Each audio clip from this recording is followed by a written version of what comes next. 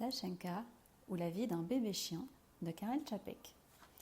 Écrit, dessiné, enduré par l'auteur à l'attention des enfants. Comment on photographie un jeune chien? Je répondrai sans embâche péniblement. Et cela exige une extrême patience, aussi bien de la part du chien que du photographe. Supposons que le soleil éclaire cette scène émouvante, le bébé chien mangeant dans son écuelle.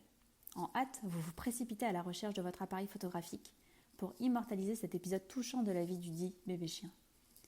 Évidemment, avant que vous ne reveniez avec l'appareil, l'écuelle est vide. Vite, versez encore à Dashenka une écuelle de lait, ordonne le photographe. Et avec la rapidité professionnelle qui convient, il règle le temps d'exposition et met au point l'objectif, tandis que Dashenka s'attaque héroïquement à la deuxième écuelle. Là, maintenant, c'est parfait, respire le photographe. Et, au même instant, il constate qu'il a oublié de mettre une pellicule dans l'appareil.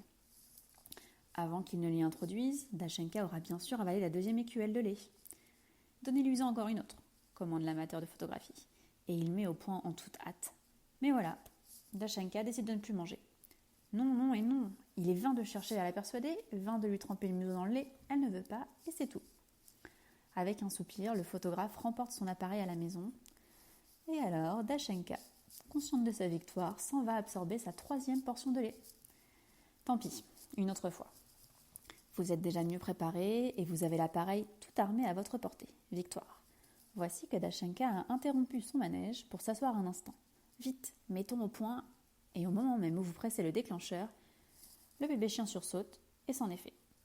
Elle sursaute chaque fois au déclic du déclencheur et se sauve à la vitesse d'1 mètre au centième de seconde. Décidément, ça ne va pas comme ça. Il faut s'y prendre autrement. Tandis que le photographe met au point 2 de ses semblables encadrent Dashenka et lui raconte des histoires pour qu'elle ait la patience de rester assise. Mais Dashenka n'a justement pas envie d'écouter des histoires. Elle veut pourchasser sa maman. Ou bien elle a chaud au soleil et se met à gémir. Ou bien, au moment décisif, elle hoche brusquement la tête, si vite que la photographie, au lieu de l'image d'un petit chien blanc, ne portera qu'une tache blanche. Ainsi, ayant gâché la pellicule, Dashenka se tranquillise et reste sage comme une image. Nous avons bien essayé de la contraindre, par une correction modérée, à rester assise 5 secondes. Elle s'est défendue comme une possédée. Nous l'avons soudoyée avec un petit morceau de viande. Elle l'a englouti si prestement, se dépêchant pour en avoir un autre, qu'encore une fois, ça n'a pas marché. D'une manière générale, ça ne marchait jamais. Ah, mes amis, il est plus facile de photographier une chute dans un précipice ou un éclair dans le ciel que la vie d'un bébé chien.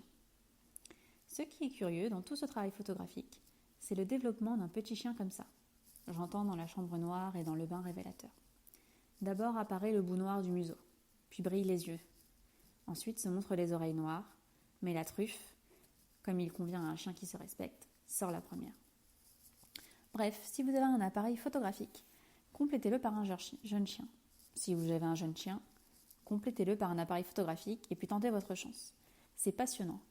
Plus passionnant que la chasse aux zèbres sauvages ou aux tigres du Bengale. Je ne vous en dirai pas davantage sur ce sujet. Faites vous-même l'expérience.